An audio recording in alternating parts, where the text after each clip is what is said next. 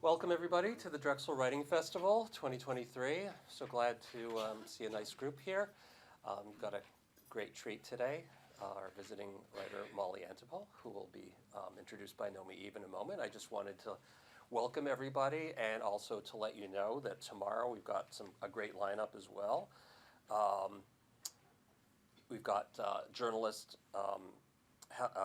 Helen Ubinas will be coming to talk about empowering community at 11. And then at noon, Kim Kelly will be coming to talk about her new book, Fight Like Hell.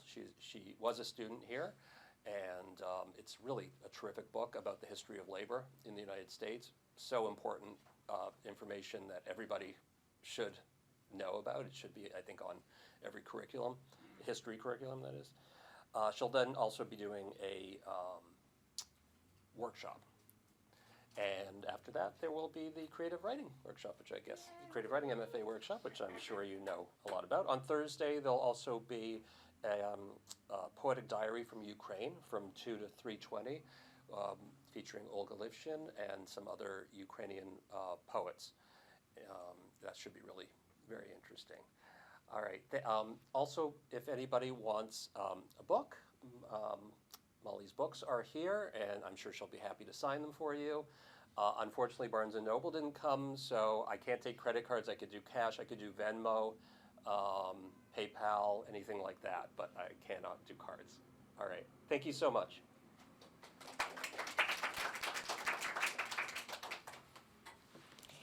Henry works very hard all year long to put on this amazing week of writing, and I'm so excited that the Drexel MFA graduation residency can be here to help celebrate and to hear the fabulous Molly.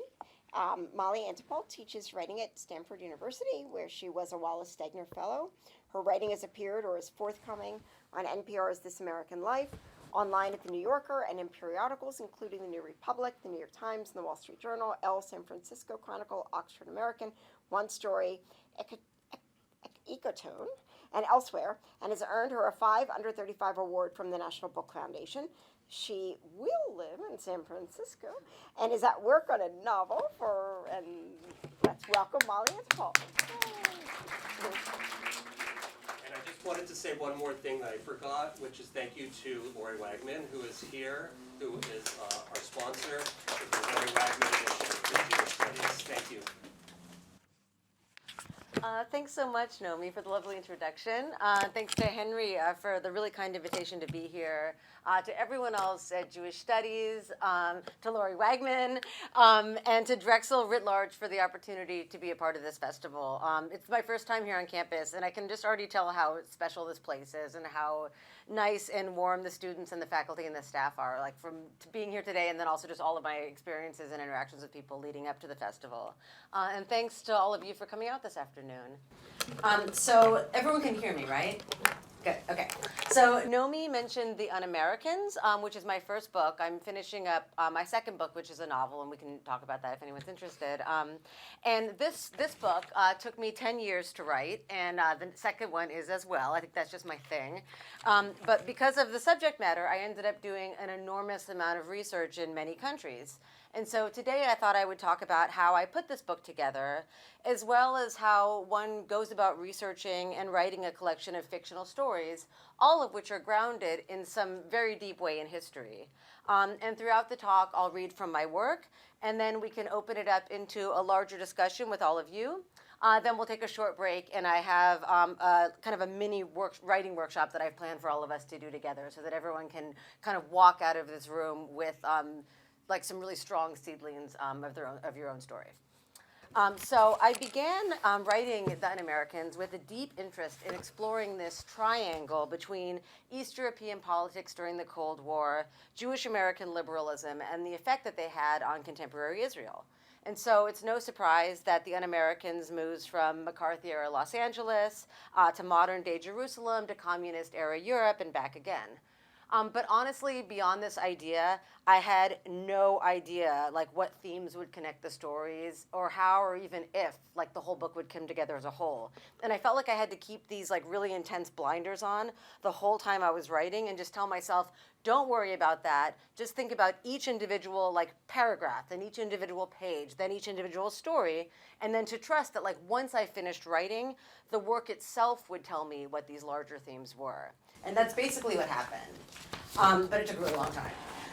And once the stories that ultimately made its way into the collection were done, and I have this memory of like putting them on the floor, and I would stare at them for days, and then leave the room and look at them again in this order, and like try to figure out all of their thematic links, and just kept shuffling them. I did this for like a week, and I found that they weren't threaded together by a place or a specific voice, the way that so many of my favorite collections are. Like, there wasn't this really strong voice that led them all together, or they weren't all set in the same city or in the same neighborhood. They move around the globe throughout almost a century of history and are narrated by women and men, younger, older, American, Israeli, and East European. But instead, I felt like there was this link that was an underlying question, and the question was, what are the complicated and sometimes devastating effects that one person's quest to improve the world can have on the people closest to them? Like, what if you're trying so hard to make the world a better place that you're actually like not very aware of how everyone else around you is being impacted by your actions? And so I felt like, wow, without even realizing it, this is what this whole book is actually about. And so the first connotation that the word un-Americans might bring up for a lot of people is the McCarthy era, the Red Scare. And a lot of my stories are set during that time. But as I worked on the book, I kept thinking about this idea of un-Americanness for my East European characters, who are dissidents, academics, band artists, band writers, who risked their lives for their politics in their mother countries and then had to reinvent themselves as immigrants in the United States. And I was thinking about the complicated impact that the fall of communism might have had on my characters during that time. Like, what is it like to dedicate yourself to a cause? Like, for them, it was defeating communism, that in the course of world events is ultimately successful, and therefore it comes to an end. And I wondered whether some people might have this like really creeping and maybe even really shameful feeling of nostalgia for this bleak time where they and like the people closest to them suffered simply because they held a significant place in it. And that felt so interesting to me. The idea that for so many of my characters, their entire sense of self is shaped by their political work. And so I wanted to think about, well, how living under surveillance in Eastern Europe influences their lives once they immigrate to America, where they quickly realize that not only are they no longer being watched, they're just not being noticed anymore. And so that just kept coming up for me a lot. And so I wanted to read a couple pages from a story that's in conversation with this idea. The story is set in a tiny college town in Maine, where a former Czech dissident named Tomáš is teaching. He has a pretty terrible relationship with his ex-wife, Katka, and his daughter, Daniela. And he's just learned that his daughter, Daniela, has written a play about their family, and it's going to be produced off-Broadway. And he is massively terrified that the play is going to expose him and his shortcomings as a father. And so he strong-arms his daughter to come up to Maine for the weekend so that he can get his hands on the play and force her to revise it, even though he had spent his whole life basically writing underground materials so that he can, because freedom of speech was the entire way that he saw himself, dedicated his life to, but now, of course, he's trying to censor his daughter because she's writing about him. And so that felt so interesting to me. So I'll read just a couple pages as he looks back on his early years in America as he prepares for her visit. The story is called The Quietest Man, and you can all just imagine me as a paranoid middle-aged Czech man named Tomáš. And again, his ex-wife is Katka and his daughter's Daniela. She's the playwright. And I thought it would be interesting to read because she also was like, I was in an MFA program and in graduate school when I was writing the character of Daniela. And so I was thinking about this group too of just like all of these really interesting responsibilities and questions that come up when writing about family and writing about things that are close to us and that matter a lot to us. But thinking about sort of just like the really complicated territory of what it means with the rest of the family. So here we go. Daniela was 2 when Katka and I separated. She was bred on a lifetime of her mother's tales about me. Katka, I imagined, would begin by saying I was the one who dragged her to America in the first place. In Prague, we had written anonymously with our colleagues for the journal The Chronicle of Our Time. We wrote by hand. The government had a record of everyone who owned typewriters, and late at night, I'd sneak into different university buildings to type the materials. Every time we finished an issue, we distributed it to people we knew, who then passed it along to people they knew, until we had thousands of readers throughout the country. But when the government still managed to link me to a typewriter, I was brought in for questioning and fired from my teaching post. At the time, Katka had seemed like the lucky one. She was on maternity leave that term and so avoided suspicion. But it was my name people chanted outside the university.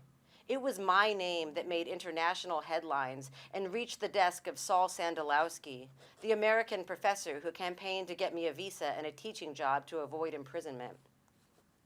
She'd tell Daniela about packing our entire flat in 3 days before boarding the long flight to the States. She'd talk about the brick faculty apartment that awaited us in Vermont, boxy and carpeted and new, 1,000,000 times nicer than our flat back home, but dimly quiet without our friends crowded around the living room, chatting away the evening.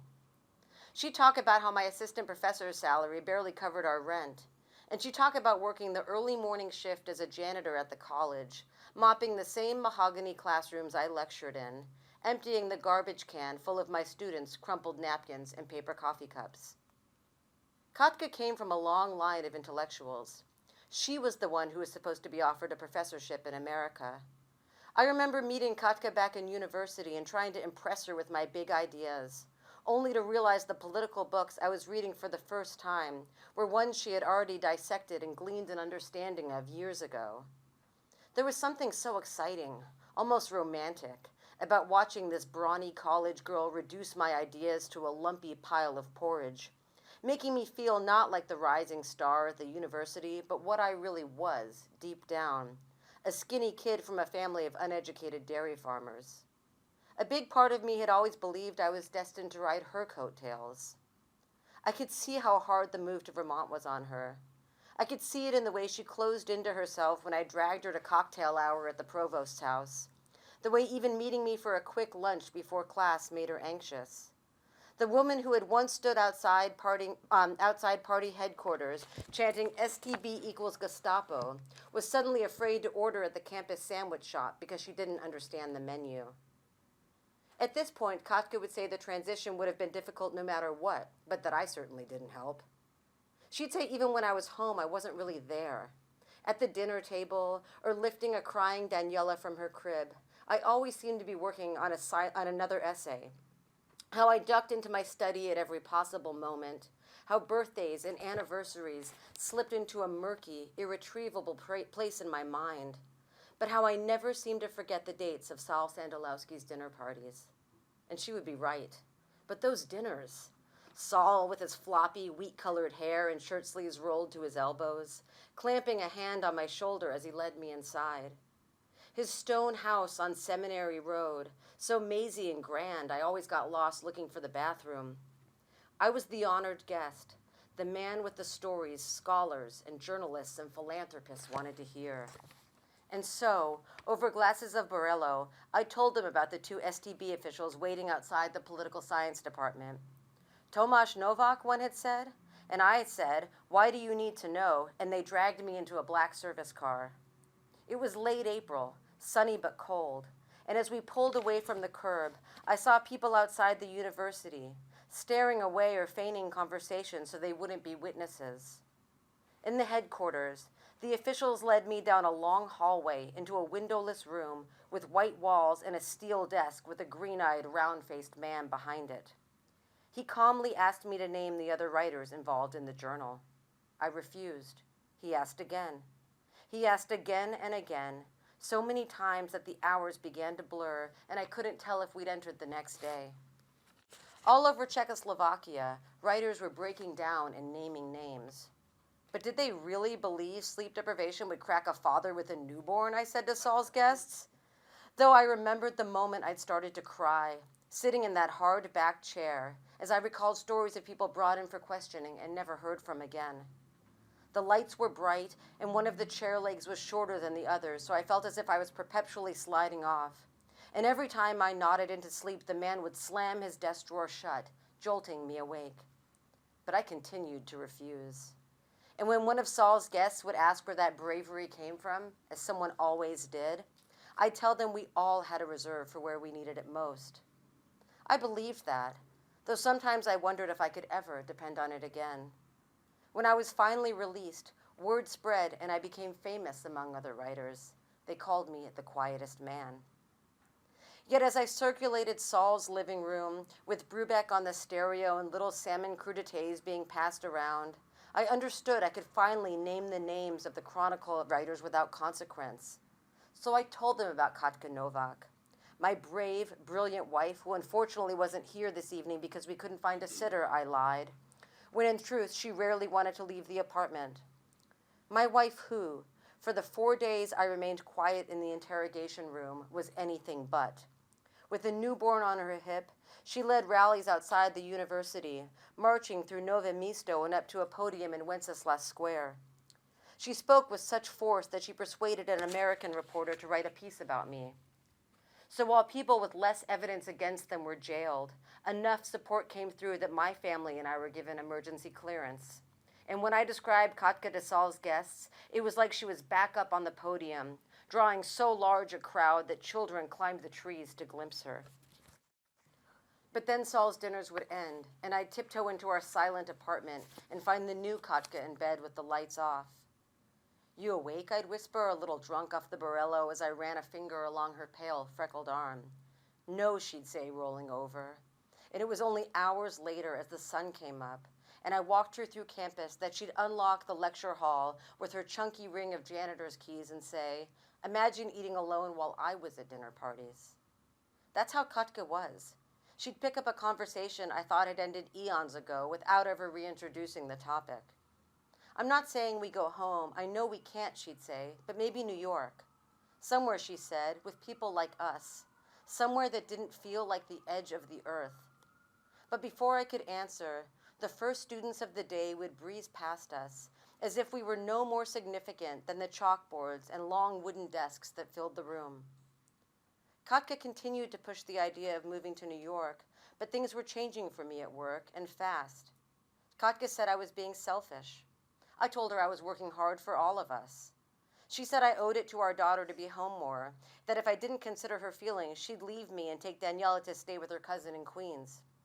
I begged her not to, but there was a secret part of me that wanted her to go, that longed to be free from the responsibility of my family. I wasn't ready to leave Vermont. Not when I felt my life there opening up, wider and wider. Of course, I didn't really expect a woman with no money and next to no English to leave, and it was only when I made the first custody drive down the Taconic that it actually felt real. Of course, I didn't expect Katka to find steady enough work cleaning houses in New York, or that she'd parlay it into her own business with a dozen employees. And of course, I didn't expect that 3 years after Katka left, communism would collapse and the work I dedicated my life to would be done. That the dinner discussions at Sal Sandalowski's would suddenly revolve around Bosnia, and that a young female Serb would become Sal's newest honored guest. And I certainly didn't expect that same woman to win tenure over me. That my 30s and 40s would be about mastering the delicate, tricky dance of pleading for adjunct work up and down the East Coast, Albany, Durham, Burlington, and now, for the past 2 years, in Harpswick, Maine, which, if Katka thought of Vermont as the edge of the earth, would have made her feel she'd fallen off completely. And thank you. Thank you. Thank you. So the other thing that I wanted to talk about today, which I felt like was in good conversation with so many of the other things happening at the festival, is family history and how that has worked its way into the writing of this book. So everyone, if you can jump back with me to the early 2000s, I had just graduated college. I was living in Israel, and I wound up at a friend's holiday party in Haifa. And I knew no one but the girl who had brought me. And so after a few minutes of kind of like skulking around by the dessert table with no one to talk to, I found an elderly woman in the kitchen, and I said, hey, can I help? Because I just needed something to do, and I had no one to talk to, and I was feeling kind of lame. And so she said, where are you from? And I said, I'm from America. And she looked at me more closely, and she said, no, like, where are you from? And I said, well, my family's originally from Belarus, from a tiny village called Antepol, which is my last name. I said, but no one's heard of it. You can't even find it on a map. And she set down the bowl that she was washing, and she looked at me as if she were like actually noticing me for the first time. And she said, well, I'm from Antopol. And and I come from a family of people who love to tell stories. And growing up, I just, like my grandpa owned a bar in Brooklyn, and he was like exactly the guy you imagine who was behind the bar, like the guy you're like waiting if you have a bad day to tell all your stories to. Like everybody in my family sort of like deals with pain, deals with everything by telling stories and kind of joking their way through it. And so growing up, I just relished all the times before I was born. The FBI men that my grandfather, who was really active in the Communist Party, would talk about how they'd always come up the lawn every night during dinner. He knew it even before they knocked, and he was kind of spent my mom and her siblings' life like in and out of jail their whole childhood. And before that, I heard these stories about my great-grandmother Molly from Antepol, which is who I'm named after. She'd been the oldest in her family, and she had left all of her siblings behind, promising to send for them when she had enough money saved in America, but she never did. And so that whole part of the family, stayed in Antopol and didn't survive the war.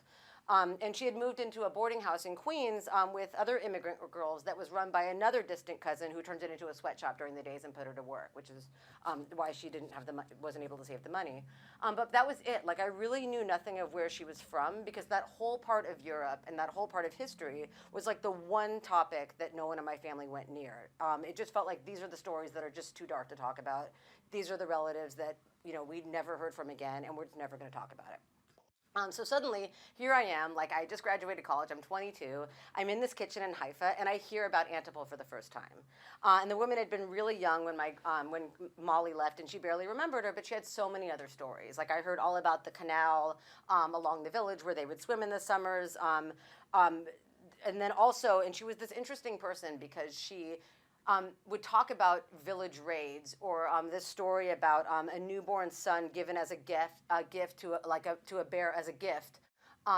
barren Christian woman in the village, and she would talk about them like with the same animation as her anecdotes about like swimming in the canal or or anything else she was talking about. And it felt to me as if she had gone over these stories so many times in her head that she had found a way to make even the most horrible and traumatic ones into stories. And that was like the first time that I kind of thought about how you can do that. And I saw the way that she did that. So I said, look, I would love to travel to Antepol one day. And she said, there's nothing to see. After the war, 3 Jews remained in the entire village, and one by one, all 3 of them left. But she said, look, you should find my son in Tel Aviv. He has a book about Antepol. And so the following morning, I took the bus to Tel Aviv, and I met her son, and he gave me a copy of this book. And it was enormous. It was the size of maybe 3 or 4 like high school yearbooks melded together, with passages written in Yiddish, English, and Hebrew. It was a Yizkor book, and for anyone who's not familiar with that, books published by former residents or aid societies as remembrances of people in homes lost during the Holocaust. And in this particular Antopol Yizkor book, there were chapters that were academic looks at the village's economy, geography, years under the thumb of the Russians, the Poles, and the Germans. But one of the many things I found so interesting about this book is that following an account of a particularly harrowing and bloody raid, for example, was a section that was just as detailed about a building that was in need of roof repair. And my favorite chapter was the personalities chapter, that's what they called it, in which people living now in Israel or North America would send in remembrances about their years in Antepol. And some of it reminded me a little bit of social media, and that it was like so fake and scripted, and you'd hear about like so-and-so's like 9 beautiful grandchildren in Toronto and his perfect family, or so-and-so, retired and is now living in Miami, and there was a lot of that. It was a little bit of like an alumni newsletter, Facebook kind of thing. But there was one man who was still upset that 70 years ago in Antepol, someone had stolen his cow. And that was what he was writing in about. And I just felt like, wow, this is extraordinary. Like I'm hearing so many voices at once. There are some people that are so stuck in the past, and other people are unwilling to mention it at all and are trying to focus so much on presenting themselves as like happy, successful people and not wanting to mention at all the trauma that they went through. And it felt, reading this book, as if like all my life I had thought I'd lived on this really quiet, desolate street, and then one day the sun came out, like everyone flung open the doors and sat on their stoops and just started talking all at once. And in the end, the thing that fascinated me the most were the accounts of the village's partisan fighters, teenagers who escaped the ghettos during World War II and joined underground resistance movements in the forests surrounding the village of Antepol. And growing up in the States, I had known very, very little about the partisans. hadn't grown up super Jewish, had gone to public school the whole way through, and it just wasn't something that I had ever learned about. But in Israel, I was learning that it was just an essential part of the school curricula. And that really intrigued me, that Israel wasn't teaching kids about the Holocaust as just a story about victims, but rather among the tales of the camps and the ghettos, there was this other narrative, which was the story of Jews fighting back. And I was working with Russian and Chechen kids that year at an immigrant absorption center, and to them, like, they were learning about this Lithuanian poet Abba Kovner, a partisan fighter who went on to live in Israel, and he was being taught to them as a national treasure. And as a kid in the U.S., I had never heard of Abba Kovner. So I just thought, like, wow, this is such a, it was utterly fascinating to me. And I had always wondered about my relatives who had stayed, who hadn't known what was going to come when they stayed in Antepol. And the more that I read, the more I tried to imagine their lives, before and during the war and their deaths. And I thought about those 3 people that I heard about from the woman in Haifa, like the ones who went home after the war, only to realize that there was no home. And I felt suddenly with this book that it was like this distant, unknowable place was finally coming alive to me. And and so I was living in Israel for a while, and there was this used bookstore on Allenby Street in Tel Aviv, behind an electronics repair shop. And every couple days, I'd come in after work, and I'd pick up these new books. They had this endless section on Jewish history, and I was searching for every memoir and biography that I could find about that region.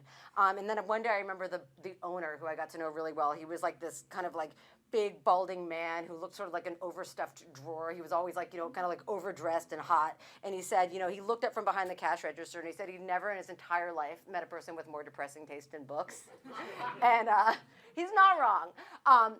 But I got all the books that I could. And I have to say that, like, it would be such a perfect end to this talk with all of you to say, like, I finished that stack of books and I suddenly had a sharp and nuanced picture of this village, and that I felt like I'd gained the knowledge and the authority to finally write about this faraway place in time.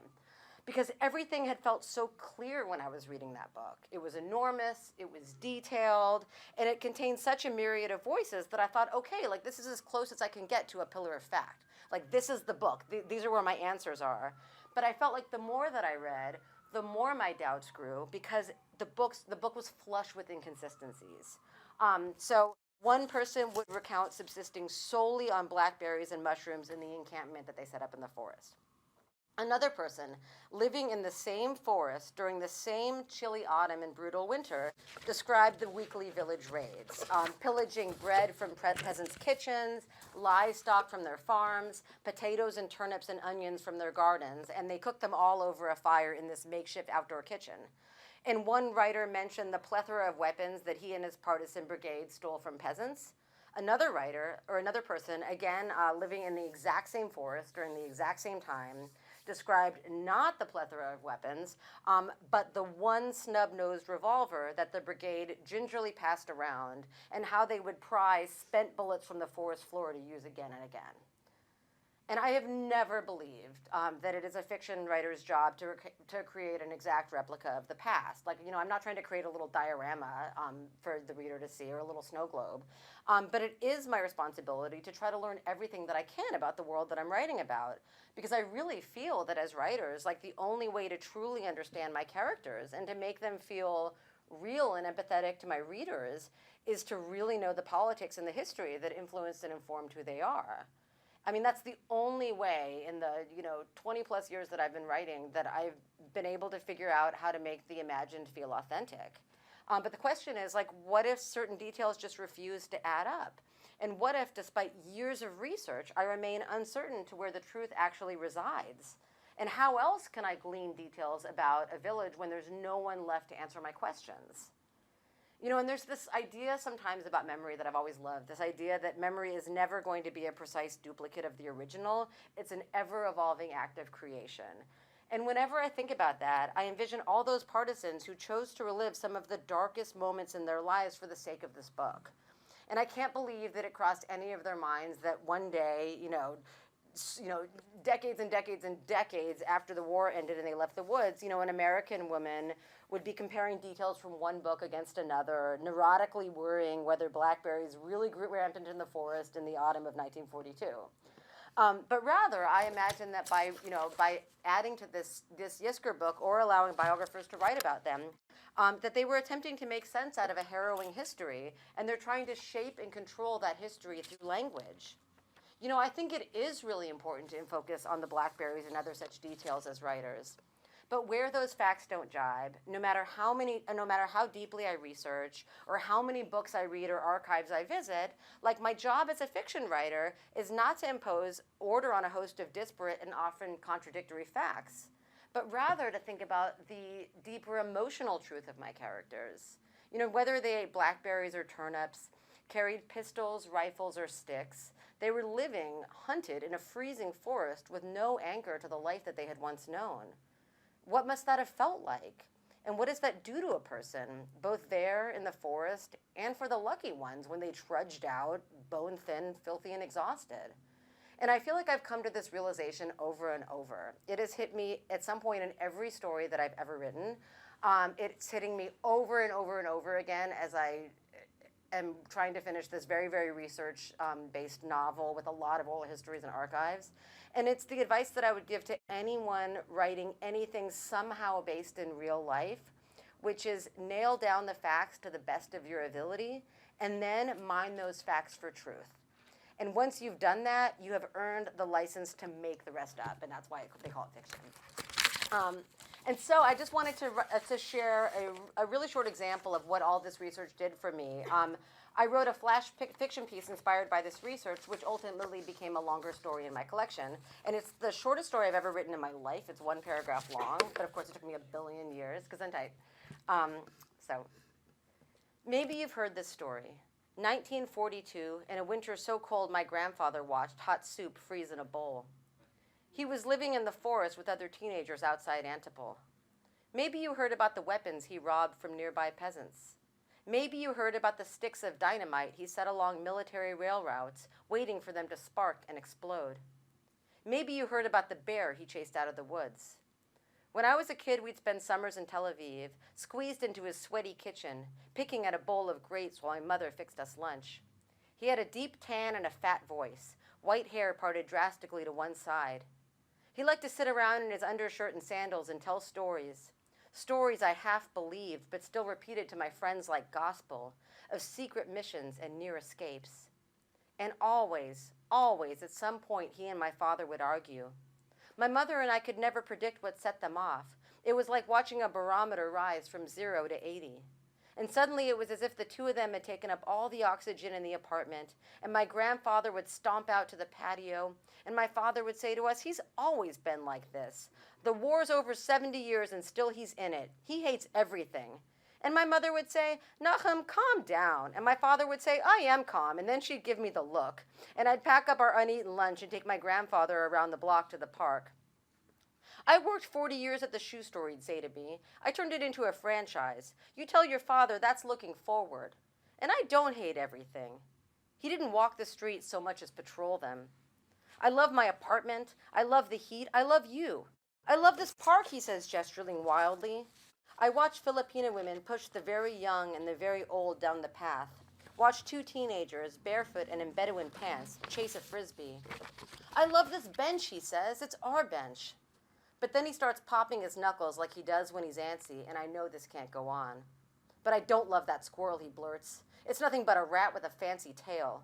And those kids, they're lazy at frisbee. Why aren't they in school? Give me that bag," he says. And when I do, he lays out our lunch, boiled eggs and pita and fruit salad, and says, "I don't love the berries at Supersol. They're mush. I ate better ones that year in the forest. All winter it was potatoes, potatoes, potatoes. But come summer, blackberries were everywhere. See, that's me being positive. Give me a napkin. Give me a fork. Give me that stick over there," he says. "It's a good one. You see this? Long and so straight that at night they might mistake it for a rifle. Hold it up like this, and no one can ever hurt you." Thank you. Thank you. So does anyone have any questions about any of this? We can do like a little questions and then go into the workshop? Or anything writing related? Yeah, Nomi. I don't have a question, but I have an observation. Yes. The beginning of that story, the narrator starts with maybes. maybe you heard this, maybe you heard that, maybe you heard this. And what I hear there is an extension of that question that you posit about how can we know for sure, and where does certainty lie in terms of memory and research. And for me, hearing that threaded into the narrative itself, you know, has a sort of power. It's showing the reader that memory isn't certain, and allowing for that possibility of uncertainty is a way of almost making a bargain with the author. That's you know, that we're not here to read history. We're here to explore human experience in history. And I just want to point that out, that we're allowed as writers to posit uncertainty in our work itself. And I mentioned this earlier today with Crystal, right? And I just think that was a beautiful way of beginning there, of beginning with uncertainty. You might have heard the story, or maybe you heard this one, or maybe you heard this one. And who knows, really, I think an extension of that is who knows really which of these stories is a true one. So I just wanted to observe that. Oh, thanks. That's so. I love the way that you just described that about like not being certain in history, but thinking about how you know how like all these gray areas that come out of history, like the gray human areas. I love that, and I think like. I mean, it's really hard, right? Like, it's, you know, a reader's you know, the idea that a reader is going to spend, you know, hours with your book is such a big thing, and getting the chance to put books out in the world at all is such a big thing. And so I feel like I've always, you know, it's like every writer, I think, feels like such immense pressure to get it right. And so for me, like in early, I mean, it takes me a really long time to write a book and a story. And I think it's this fear of like trying so hard to get all the facts right and thinking, okay, like how can I make sure that I've done all my research, and I, especially when you're working with like oral history or archives and like really people like, you know, people's life and death stories, like I'm like, oh wow, I really need to get all this right. And so there's this obsession of getting everything right. My early drafts are so, they're like dusty historical fiction, like capital H historical, like weighed down by every detail, every fact. It's really mortifying. And then it takes years, honestly, of like thinking, okay, well, the question is, who are the people that emerge out of this, and maybe the only research that should remain are these questions, these like you know really complicated moral questions that Nomi was talking about, and then also like this idea of fact versus truth, right? Okay, so we have this idea of like quote unquote fact in textbooks, or versus like the emotional truth of things. And I feel like it takes me so long to get at the emotional truth of things in my writing. So everything that I write is about 4 times longer when I start, because every historical detail is there. I'm like I'm like, okay, I can only be done when I can correct Wikipedia. That's my rule. I'm like, I become so intense. And then of course, like you start shucking it away and away and away. And the question is like, only the politics and history that inform my character's psychology is actually what should remain, and that's what takes so long, is figuring out how all of these larger moments are influencing the people that I'm actually writing about. And it, you know, it takes forever, but you know, it would be better than like that horrible feeling of not getting it right. Or I've heard other writers say like, well, of course I just do all my research at the end. Like, do I really need to know what kind of car somebody drove in 1972 or what the weather was in May or whatever? And I'm like, that's not what we're looking for. It's like, you know, it's like understanding these really complicated, you know, political and historical questions that feel more interesting to me. So for example, for this book I'm writing now, it's like ends right when the Cold War, or like when the Berlin Wall falls. So I've been trying to read all of the books and see all the movies and like listen to all the music that my characters would be experiencing at the time, never knowing that like communism's gonna end. Because I'm like, you know what I mean? So it's like trying to think about like how to do all your homework, but then also think about what your characters would actually know. So it gets complicated. Yes. Yeah, so I have, hopefully there's a question in what I'm going to say. So actually I'm writing a novel where my main character is an American in Haifa. So oh, wow. I thought it was funny. Wow. And it's very much supposed to be an American perspective of an American Jew in Israel. And so where I struggle sometimes is I want his voice to feel somewhat, I mean, it's authentic to him, but it's inauthentic maybe to Israelis on his perspective of Israel and history and whatnot. So curious on your suggestions or thoughts on how to sort of maintain the honesty to him while also making sure I'm being sort of, what's the word I'm looking for, being giving truth to Israel as well. Does that make sense? Totally. Okay. Oh, that's such a great question.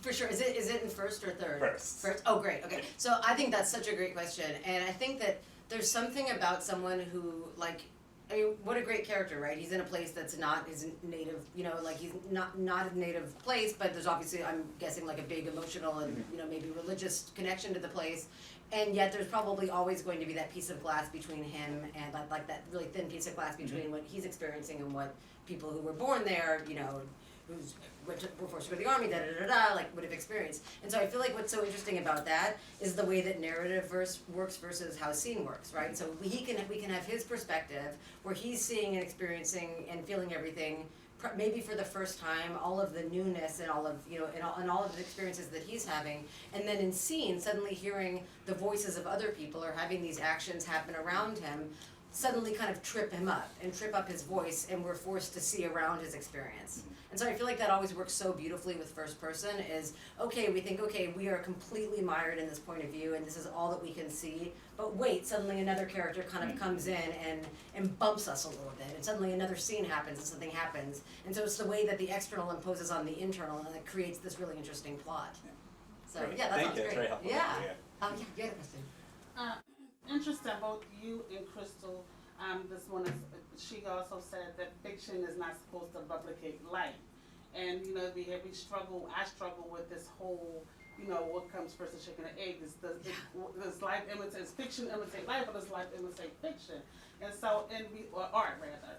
And so, in trying to sometimes put something together, I'm not working from how it could be and how it should be, but I'm working with like trying to make it as it is. And when I was listening to your story, the end of the story reminded me of my uncle.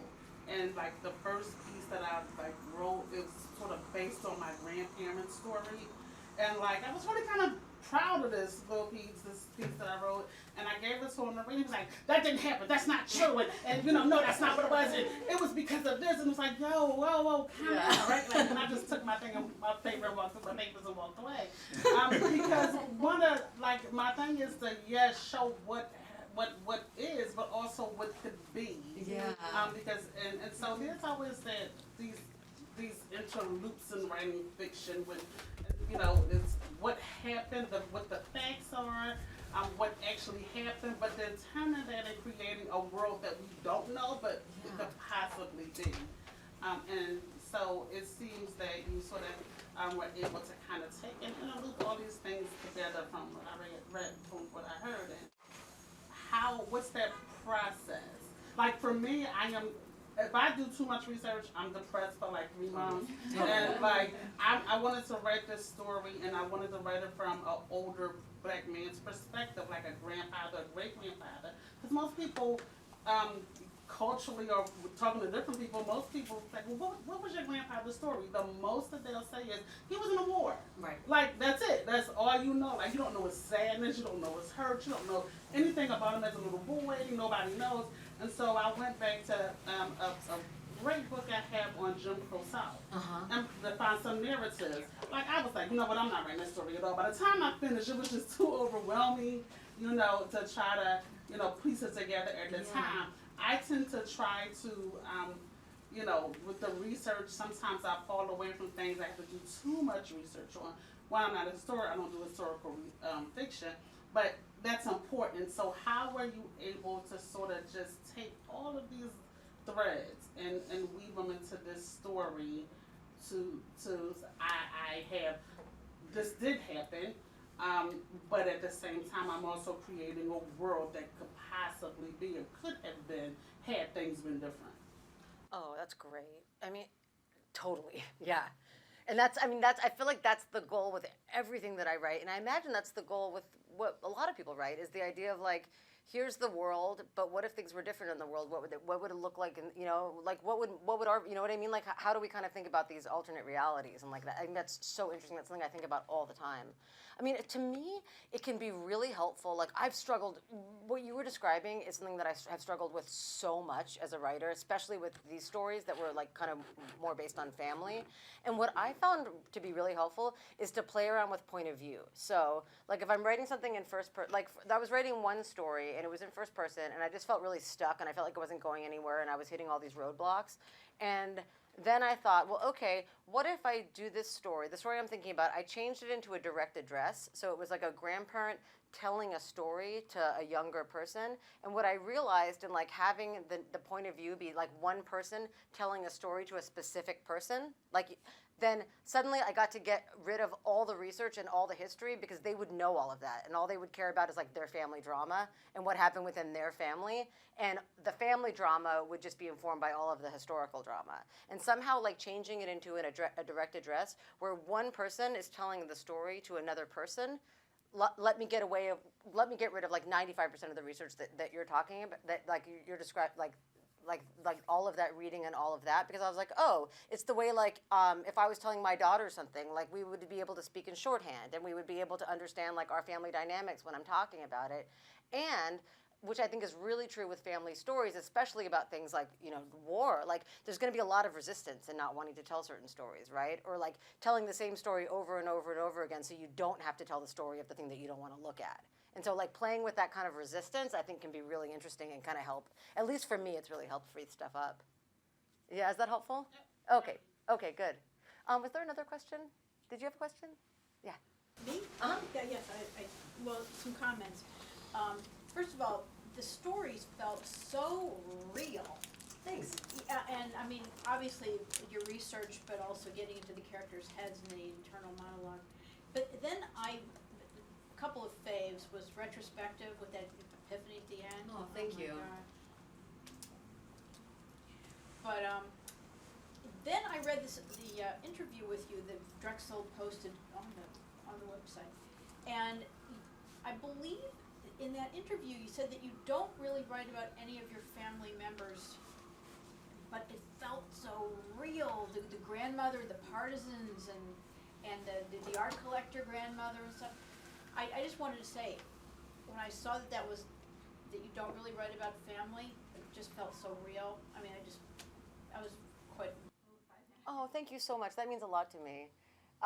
Yeah, I mean, I basically have a pact with my mom that I'll never write about family. Like, I'll never have a character that's her. I'll never write about, like, we basically, like, made a rule. Because, I mean, I can't even imagine what it's like to have a kid become a writer. Like, I mean, my God, I mean, can you even imagine how the power dynamic can shift, like, on a dime? Like, it's really interesting. So, and I know a lot of writers will say, like, oh, it's an occupational hazard, and everyone, and everyone's fair game because I'm the writer. And I totally get that.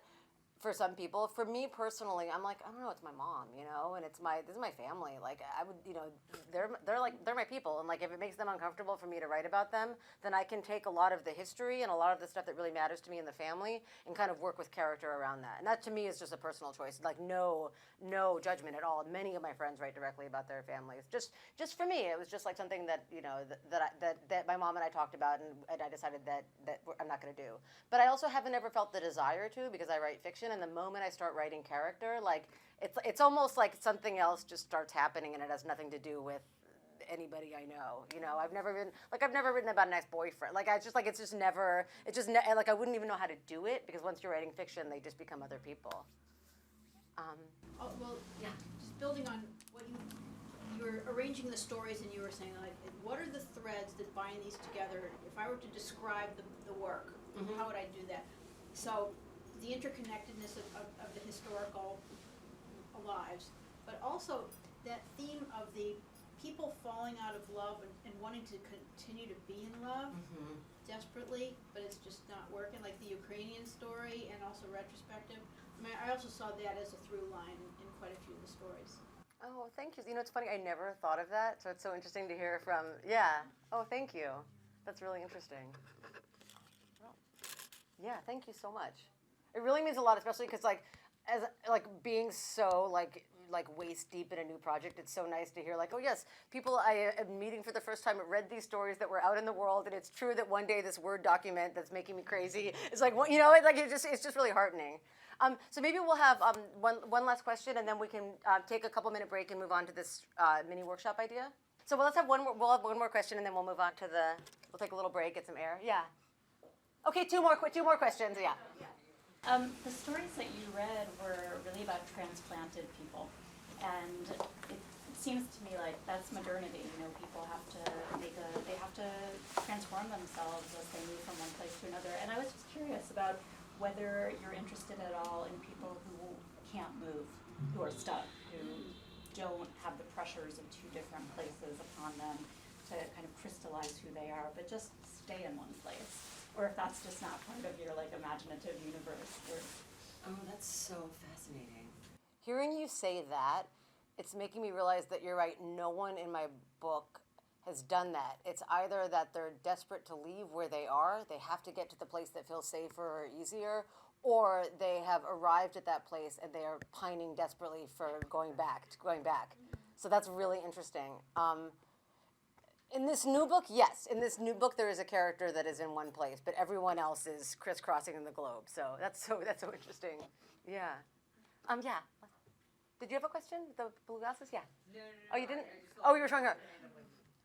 Okay, great. So this actually works out really well time-wise. I didn't have my phone up with me because I couldn't get the flashlight thing off, and I was afraid it was going to like blind someone. I don't know how to turn it off, so I had it in my bag. So thank you so much. These were great questions, and I'm also around after the workshop to chat with anyone if people have other questions.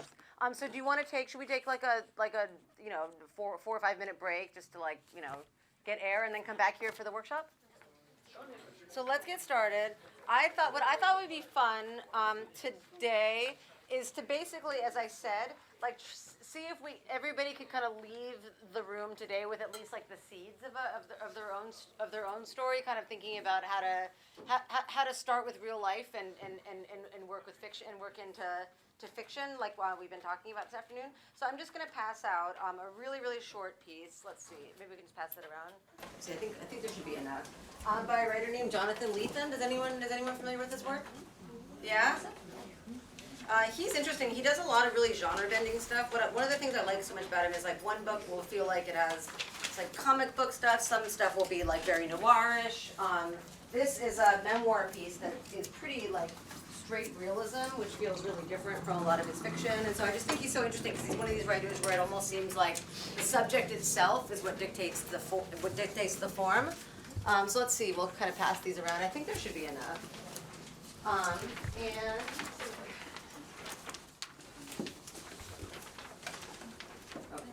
I'm sorry. Oh, thank you. And I'm wondering, as they come around, does everyone have one? I guess you can also share. I think I made I made a ton of copies.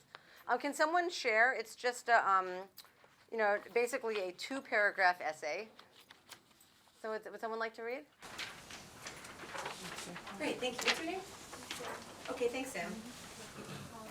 Portrait of my father. The picture floats. Oh, the picture floats. Someone took it in the 70s, but the white backdrop gives no clue. My dad owned that wide marble trench coat for 15 or 20 years. Typical thrifty child of the Depression. He probably tried to give it to me at some point. The beard's trim narrows the time frame slightly, that rakish full goatee. So often, years later, he wouldn't have bothered to shave his jaw to shape it. Put this in the early 70s. Somehow it floated into my collection of paper trinkets. Buried off to college, then to California for a decade. The only copy. By the time I showed it to my father, last week, he hadn't seen the photograph for 30-odd years. He couldn't be sure the photographer, guessing at 3 friends with comically overlapping names. Bobby Ramirez, Bob Brooks, Jeff Brooks. I remember all 3 of them, beloved rascals from my parents' hippie posse. He settled at last on Jeff Brooks. The picture was never framed, nor mounted in an album, just shifted from the file cabinet to cardboard box to file cabinet all this time. A scrap of Scotch tape on the left corner reminds me I had it taped up over a desk in Berkeley. In a family that, after my mother's death, scattered itself as to far corners of the planet, and reassembles now sporadically and sloppily, the picture is a survivor. But I lived with it for 30 years, gazed into its eyes as often, strange to say, as I have my father's living eyes. And it shows Richard left them as I dreamed him my idol. His Midwestern kindness, prairie gazer soul, but come to the city, donning a beatnik garb, become the painter and poet and political activist he made himself, a man of the city. When I first knew my parents, they were, paradoxically, just the two most exciting adults on the scene. Part of a pantheon of artists and activists and students, staying up late around the dinner table and often crashing afterwards in the extra rooms of the house. My parents were both the two I had the best access to and the coolest to know, the hub of the wheel. I wasn't interested in childhood. I wanted to hang out with these guys. The picture shows my dad meeting the eyes of a member of his gang, both of them feeling their oats, knowing they were the leading edge of the world. I wanted him to look at me that way. He often did. Okay, thank you. So, just like initial thoughts.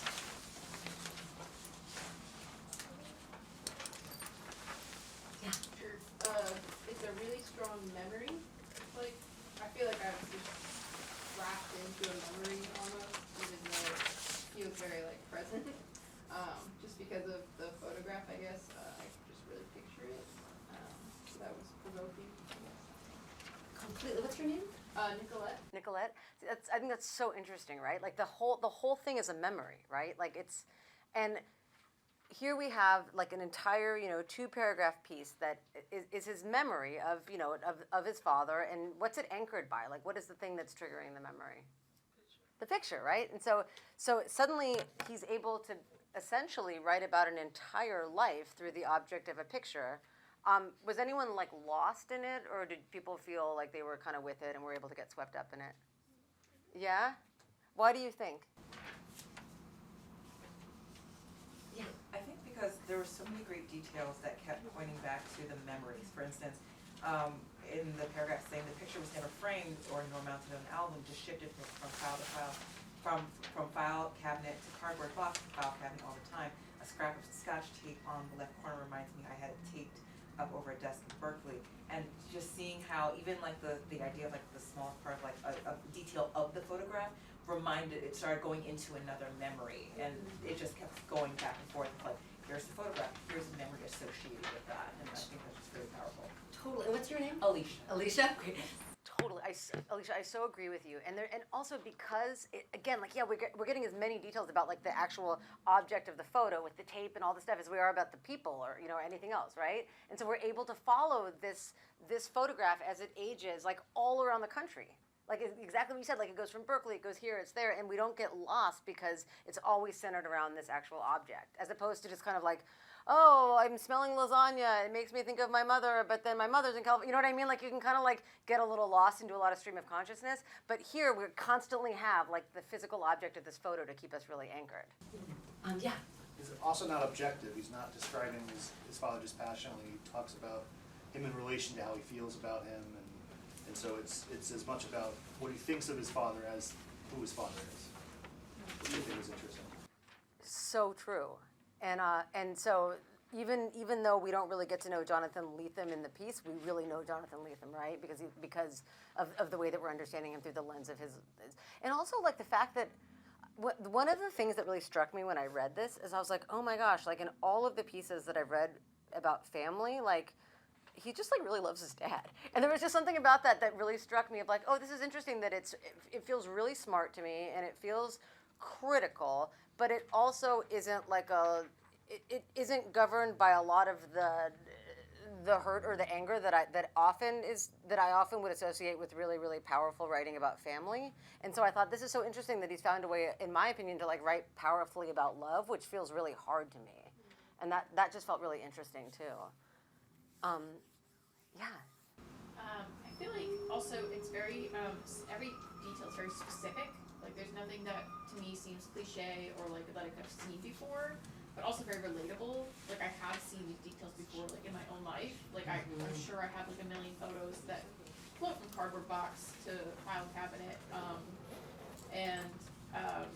Yeah, like through the details, like it just shows, it like reflects and refracts like the love that his father had for him and that he had for his father and also his mother. Yeah, I just thought that was like really interesting how specific and relatable it was. Yet like I haven't seen these words or like these sentences before. Yeah, completely. It's like the idea of like trying to like chisel the sentences down and down and down until you have found something so specific that it actually feels more universal because you've made it so specific to your life. Yeah, completely. So what I was thinking with this, when I first read this, I became kind of obsessed with it because I just thought, oh my gosh, I have not only like the father's life, I have the feeling of understanding the character of the son. I have all of these. I have the guys with the overlapping names. Like the idea that he could do this in such a poetically compressed space felt really exciting to me to think about compression and how memory, when we work with memory, we get to kind of be all over the place, as a lot of you have said, right? We work with memory and memory is not chronological. It's often governed by an emotional timeline rather than a chronological timeline. And I thought, wow, like what an amazing thing to try to understand and imitate structurally as writers. And so what I thought could be really interesting today is I spent all this time like breaking down each one of his sentences and where Lethem goes with it in order to kind of create this structure that is truly like a structure of memory. Like as a lot of you have said, it basically goes back and forth in time, like throughout decades and decades and decades of time. It goes back and forth in geography, and yet no one here was lost. And I thought, what an interesting thing to try to figure out as writers ourselves. So what I wanted to do for the last, I have 18 minutes. I thought it was only going to have 15. So for the last 18 minutes is, I thought it could be fun because I imagine everyone here has a phone. Does everyone here have a phone? I brought a book in case someone doesn't have a phone. So just, if you can take out your phone and just choose any photo on your phone that feels interesting to write about. It's great if it has a person in it, but it's up to you. And if someone doesn't, I brought like a cool art book because I wanted to make those with those technologically less savvy feel okay to do this exercise. So because I'm always the one who. Okay, so does everyone have a picture, or do you need another couple seconds? Just something where you're like, oh yeah, maybe it's one that's favorited on your phone. Just like something. It's like an interesting memory, like something that kind of holds the weight of a lot of memory that you might want to write about. I wanted to say something about this. Well, it's beautifully designed, and he's madly in love with his father. Yes, clearly, in almost a romantic way. But there's no doubt that the picture is a portrait of somebody, out of maybe the 60s. He has a Hollywood air about him, or the bad boys of the 60s air about him. And I think one informs the other. I think so too. I know it's like pure charisma in that photo, isn't it? It was just the lyrics, just the dialogue or the script be one thing, but pairing it with a picture adds to the portrait. I so agree, and it's so interesting also, like the way that if he was a chubby middle-aged right, not have that same charisma. Completely. It's in that look in his eyes, like the idea that like this is a Xerox copy that we all got, and just you see that sparkle, and so then the sparkle comes out in the prose too. I so agree. Okay, so everyone has their photo? Okay, great. So for the next minute, what I would like you to do, and just start writing, and don't worry. This is like the get everything out, zero draft kind of stuff. So don't worry about making your sentences great. What I'd like you to do is to look at your photo and describe every detail that's in the scene. So describe it literally, like just what you see, and try not to let any emotion leak into this part of it.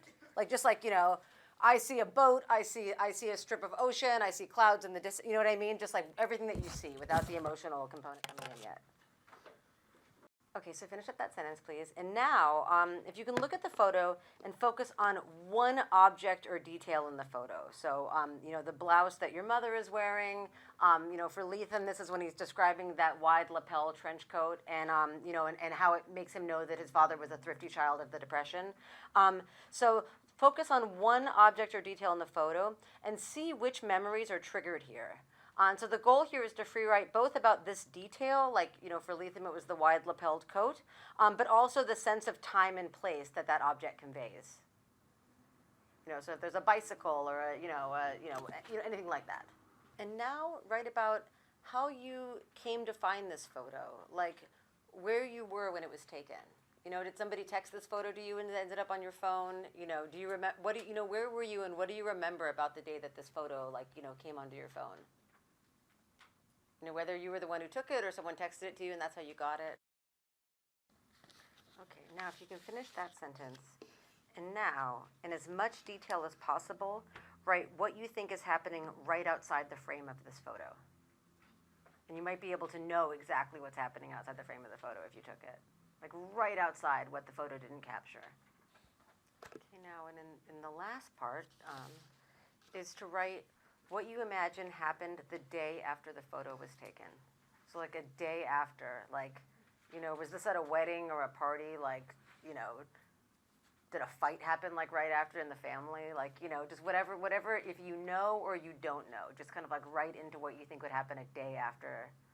And now, the goal now to do outside of this workshop, if you choose to accept it and if it is interesting to you, is to look over everything that you've written, and it looks like everyone has about like a page or a page and a half of material now, and condense it by at least 50%. And so it's essentially what Lethem did, and one of the things that I admired so much when I was trying to work on his structure is the idea of like, okay, let's not think about factual truth, let's think about emotional truth. So we don't actually need a follow-up sentence to confirm what we just said, it's emotional truth.